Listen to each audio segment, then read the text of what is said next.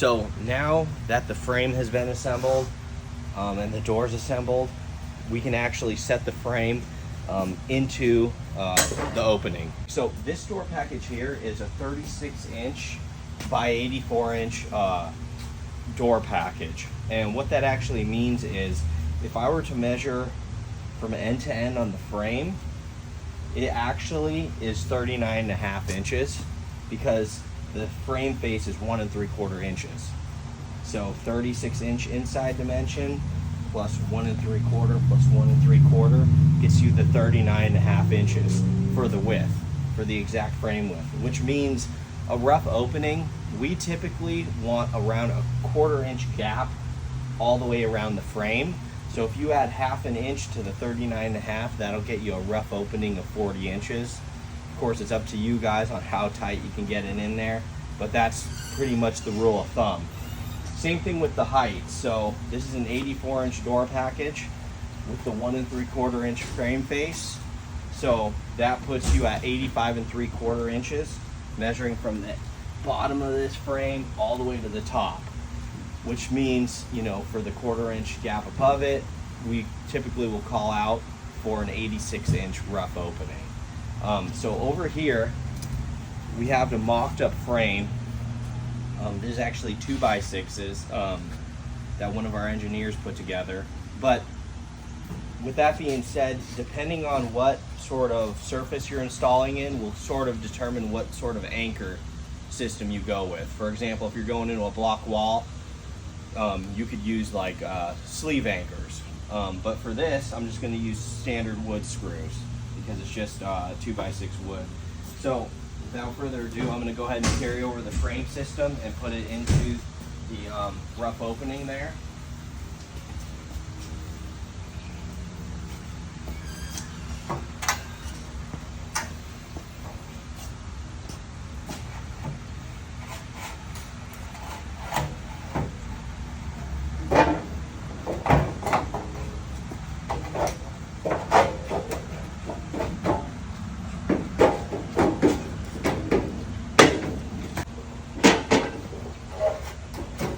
Okay, so if you look at this frame, I have it lined up into my rough opening of where I want it. There, you'll notice there are no holes on this jam tube.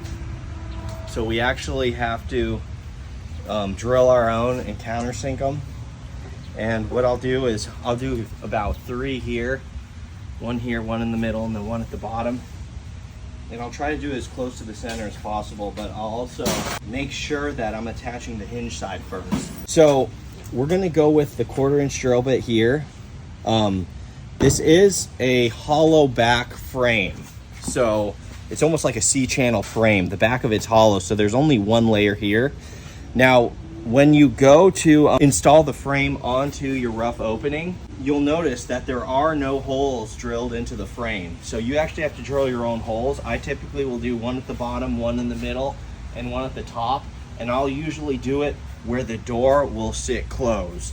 So here's the frame stop. The door would sit right here. So I'll do my holes really close to the center, right over on this side. So what I'm gonna do is take the 1/4 inch drill bit, drill my hole through that layer. I gotta be careful. Then I'm gonna use a countersink tool to just countersink the hole a little bit, so that when I do apply my screw, the screw head will sit flush with the frame and be really nice. So I'm gonna go ahead and do that now. Okay, so I'm gonna go about right here. I don't wanna get too close to the weathering just in case it walks a little bit. Okay, hole 1. Let me go ahead and get the other ones. Okay, hole 2. And then the bottom one. Okay, now I'll go ahead and countersink these real quick. So I don't want to overdo it.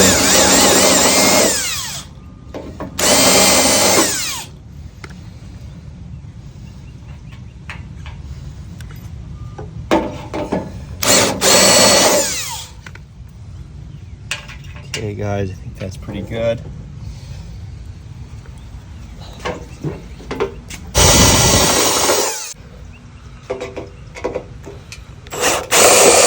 Okay guys, so now that I have my holes drilled, for this particular application, we're gonna line it up flush with the end of this wood here. So I'm gonna kick it in there. And then I'm just gonna double check. You want this plumb and level. So it is level there. That's gonna be the biggest thing, because if it's not a plumb and level installation, you're gonna have issues with the door scraping or the door not aligning. So that's definitely the biggest thing. Take your time on this step. I'm gonna start on the hinge jamb, which would be this, the hinge or pivot jamb. And I'm gonna go ahead and start with the very top one here. And I'm gonna go ahead and attach it here. Okay. And as you do this, depending, right now it's level, but depending on the gap in between, you may need to add shims. I'm gonna go ahead and go all the way down to this one. Let me check it with your level. Check the level again. Okay, good at the top and good at the bottom. So I'm gonna go ahead and attach the bottom one in there. Okay, let me go ahead and attach the middle one. Looking good. The bottom looks good. And then let's check this way. That looks good. That looks good. And another thing to note, guys, when I'm fastening this down, I'm basically tightening it. Until I see the metal start to deflect just barely. So you always want to make sure you're secure. Okay, so now I'm going to go ahead and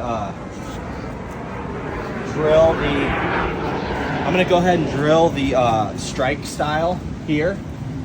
So just like this one, I'm going to put 3 holes kind of close to this frame seal. So let's go ahead and do that.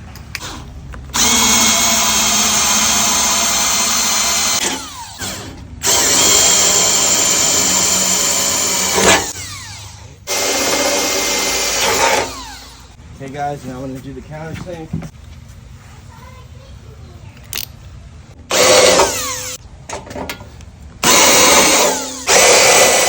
Okay guys, so now that we have all 3 holes drilled and countersunk, we're ready to make sure everything's lined up. So I'll start at the bottom on the strike side, the strike jamb. And I'm just for our application, I'm going to want the same overhang that I have over here. So tap her over. Okay, and then here's our saddle threshold. So it's actually attached to the frame via the pivot hinge bracket, as well as the threshold bracket. But I'm going to go ahead and attach a threshold screw here just to hold this in. Now that I have this here holding the bottom part of my strike jamb, let's check for, verify that it's level, and then I'll attach the top anchor. Okay, so the top looks perfect, bottom looks perfect. Okay, so right here we're good. Let's go ahead and attach the top anchor.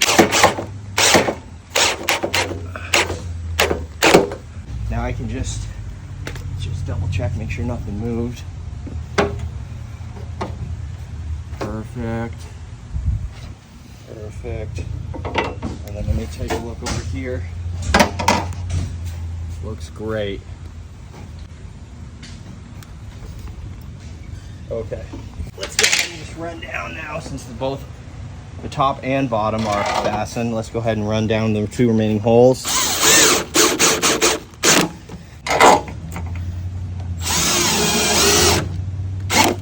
And guys, another thing to note is our installation was fine because, you know, we had this pre-made frame opening by one of our engineers, but in a real world situation, you may have to shim it, and that's what we're always checking for level. If you do shim it, we have these door frame shims. We recommend these ones. They're available on our website. You just stick them in and then you can snap them off. You could also find similar shims, you know, I'm sure at a local hardware store or anything like that. But if you do need them, they are on our website as well. But with that being said, now I'm going to go down to the threshold, and I have 2 more fasteners I need to attach. So let me go ahead and do that.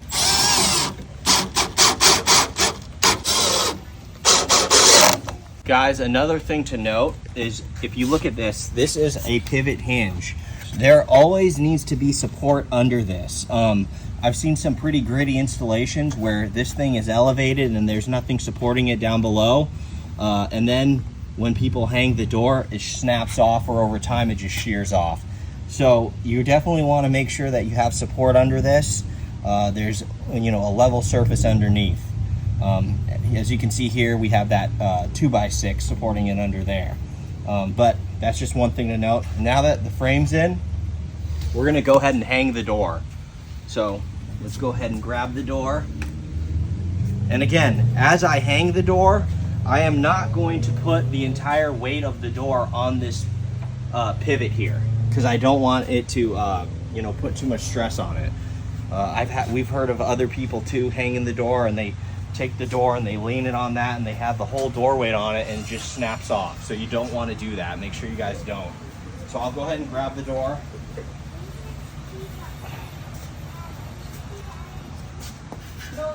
Okay.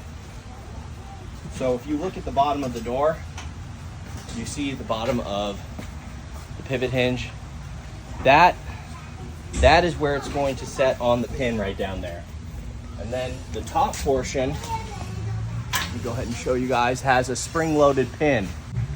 That spring-loaded pin is going to go right into the upper frame portion of the hinge. Okay, so without further ado, let's go ahead and hang it here.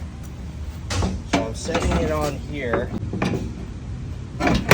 There we go, it's in there, and I'm still supporting the weight of it. Now I'm going to tip it in, and I'm just going to depress this pin here with my finger and slip it right into the hole.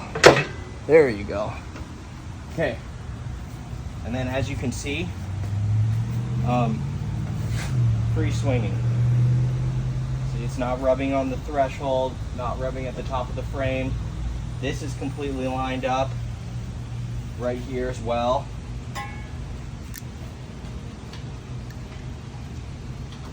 So another thing I'm going to do now that this is hung, and obviously this doesn't have glass. In a later video we're going to show you guys how to fully glaze this thing. I'm going to check the lock. Oh, the door is free swinging and it's operating as it should be. Now with our pivot hinge, it is a unique design in that there is a set screw. If you look down here, there's a set screw right there. If you zoom in there, there is a set screw, this little black set screw. If you do need some adjustment, there is a little bit. You can remove the door, loosen the set screw, and then that pin can be unthreaded to rise up or threaded in to lower, and then just tighten the set screw down. So there is some adjustment on our actual pivot hinge. Now on a lot of models there is not. Other competitor brands, if you look at their pivot hinge, sometimes they don't even have the set screw option. So, but with that being said, I'm going to go ahead and check the lock now. And the lock, again, guys, from the video you can tell, but it comes pre-installed for you. So let's go ahead and flip it up.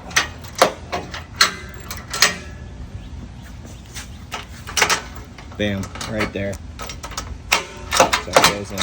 Might have to work it a few times, but yeah, this goes in. Yep. Okay, and then let me go ahead and show you guys the lock just in case you didn't see. So here we have a 5-ply laminated hook bolt lock, very heavy duty, very nice lock. And in this model we have the outside key cylinder and inside key cylinder. We do have a thumb turn option if you guys prefer that for the inside. So there you guys have it.